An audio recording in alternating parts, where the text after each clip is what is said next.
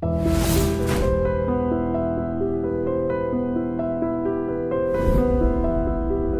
పనిచేసినా మీ వెనుక రాజశేఖర రెడ్డి గారితో ఉన్న సఖ్యతగా ఆయన ఉన్నారని దాంట్లో కొద్దిగా డిగ్నిటీ మెయింటైన్ చేస్తారు. అదే చనమోలు వెంకట్రావు గారు అంటున్న మాజీ మంత్రి గారు ఆయన అందరినీ బాగా కలుపుకొని పోతారు. ఈవెన్ రాజశేఖర రెడ్డి గారు కూడా ఆయన గురువు గారు అని సంబోధించేవారు అప్పట్లో. ఏం గురువు అనేవారు. అంటే చనమోలు వెంకట్రావు గారు 10 ఏళ్ల పాటు ఇంట్లో ఉన్న 2004 ఎన్నికల్లో పిలిచి టికెట్ ఇచ్చినా కూడా ఆయన గెలిచారు. అదే ఆయన రాజనీతిజ్ఞతకు నిదర్శనం అంటాడు. అంటే ఆయన కలుపుగోరుతనము, అందరితో కలివిడిగా ఉండడము. ఆ కలివిడితనం అనేది జోగి రమేష్కు లోపించింది. అది కరెక్ట్ కాదు. చనమోలు వెంకట్రావు తండ్రి జోగి మోహన్ రావు అడుగుజాడలో నడిస్తే జోగి రమేష్ సైతం రాణిస్తాడు.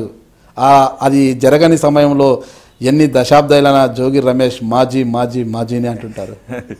చూస్తారు ప్రజల్లో. అంటే డిగ్నిటీ మెయింటైన్ చేస్తారు, ఇది అనేది కరెక్ట్ కాదు. డిగ్నిటీ అంటే కోటేశ్వర్లో లేకపోతే మీరు గొప్పగా మెయింటైన్ చేస్తారు, మిమ్మల్ని మీరు గొప్పగా ఊహించుకుంటారు. అసలు అది కరెక్ట్ కాదు. నేను ఎప్పుడు చిన్నవాడిగానే ఎదగాలి కానీ పెద్దవాడిగా అసలు నాకు ఒక ఇది లేనప్పుడు ఎమ్మెల్యేగా గెలిచాను. నాకు ఆస్తులు లేవు, అంతస్తులు లేవు, నాకు సపోర్టర్స్ లేరు, నాకేమో డబ్బు పెట్టేవాళ్ళు లేరు.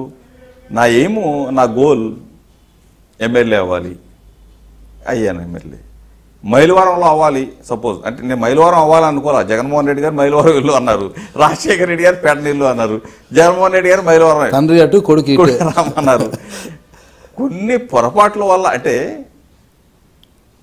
ఫైనాన్షియల్ ఇబ్బందులు అవ్వచ్చు, లేకపోతే రాజకీయాలు అనగానే మొన్న నేనేమి డబ్బు సంపాదించి ఇక్కడికి వచ్చేసి ఖర్చు పెడదామనే ఇది కాదు కదా.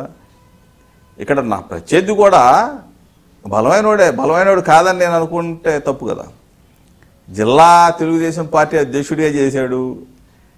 చంద్రబాబు నాయుడు గారి తర్వాత ఉన్నోళ్ళలో 3-4 ఉంటారు. నేను ఎదుర్కొనే వ్యక్తి కూడా బలాజుడే కదా. నా బలం అక్కడ దాకా వచ్చి ఆగిపోయింది. ఏది ఎంతమంది రెబల్స్ ఉన్నా, ఎంతమంది వెన్నుపోటు పొడిచినా నా బలం నేను ప్రజలతో ఉన్న సఖ్యత, ప్రజల్లో రమేష్ కావాలి, నేను ప్రజల్లో దగ్గరికి వెళ్ళే విధానంతోనే ఈ స్థాయికి వచ్చా. అంతేగాని నేనేమి గొప్పవాడిని అని చెప్పి నేను ఎప్పుడు ఊహించుకోను. డెఫినెట్గా వాళ్ళకి చిన్నవాడిగానే ఇప్పుడు ఉంటా. 2019 ఎన్నికలంటే 2014లో అప్పటి వరకు మంత్రి కూడా కాదు దేవినేని ఉమామహేశ్వరరావు గారు. ఇప్పుడు మంత్రి అయ్యారు. నీటిపారుదల శాఖ మంత్రిగా ఆయన అయ్యారు. ప్రస్తుతం ఆయన మంత్రి హోదాలో రాష్ట్ర వ్యాప్తంగా తిరుగుతున్నారు. నియోజకవర్గ అభివృద్ధిలో సైతం కీలకంగా ఉంటున్నారని అంటున్నారు. మరి అయితే ఇంతటి పవర్గా ఉన్న దేవినేని ఉమా గారితో 2019 ఎన్నికల్లో ఎలా తడబడగలరు మీరు? అసలు సామాన్యునిగా ఉన్నప్పుడే మీరు గెలవలేకపోయారు. ఇప్పుడు దేవినేని ఉమా మంత్రి గారు కదా, మంత్రి హోదాలో మళ్ళీ 2019 ఎన్నికల్లో ఆయన వస్తారు ప్రజల మధ్యకు. అంటే ఆయనతో గెలవగలమన్న ధీమా మీకుందా? అసలు మీ ప్రణాళిక ఏమి 2019 ఎన్నికల ప్రణాళిక? ఆయన మంత్రి అవడం నా అదృష్టం, ఆయన మంత్రిగా ఉండటమే అదృష్టం. ఆయన మంత్రి అవడం ఆయనకు అదృష్టం కానీ మీకు అదృష్టం ఎలా అవుతుంది? నాకు అదృష్టం.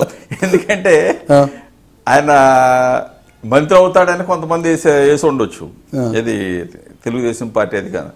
మంత్రి అయిన తర్వాత కదా తెలిసింది ఈ రోజున నియోజకవర్గ ప్రజలకి. ఆయన ఏమనేదా?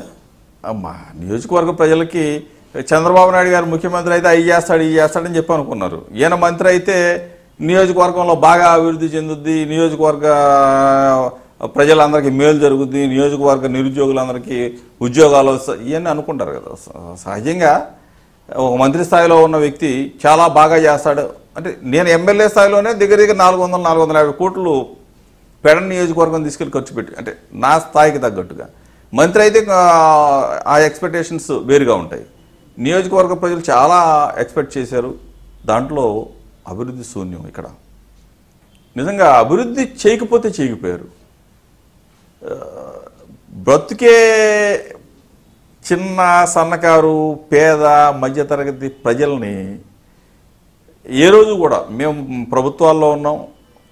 10 సంవత్సరాల పాటు 2 సార్లు అధికారంలో కాంగ్రెస్ పార్టీ రాజశేఖర రెడ్డి గారు మేము చూసాం. ఏ ఒక్క చిన్నవాడిని పేదవాడిని మేము తొలగించాలన్నా, ఏ ఒక్క పేదవాడి గుడిసి తీసేయాలన్నా అతనికి ప్రత్యామ్నాయ మార్గం చూపించి ఇంటి స్థలం ఇచ్చి, లేదా ఇల్లు కట్టించో, లేకపోతే విజయవాడలో జేఎన్ఆర్ఎం లేకపోతే వైఎస్ఆర్ కాలనీలో ఒక ప్లాటో ఇచ్చిన తర్వాత అతన్ని షిఫ్ట్ చేయడం జరుగుతుంది. ఈ నియోజకవర్గంలో ఇక్కడ పవిత్ర సంఘం అని చెప్పేసి ఒక ఇది పెడితే ఈ ఏరియా మొత్తం కూడా కొన్ని వందల ఇళ్ళు తీసేశారు. ఇక్కడ నేషనల్ హైవే కొండపల్లి మీరు చూశారు, తిరువూరు రోడ్ ఎక్స్టెన్షన్. ఇంతవరకు ఒక పేదవాడికి కూడా ఒక సెంటు స్థలం ఇచ్చిన పాపాన పోల ఈ ప్రభుత్వం, ఈ మంత్రి గారు.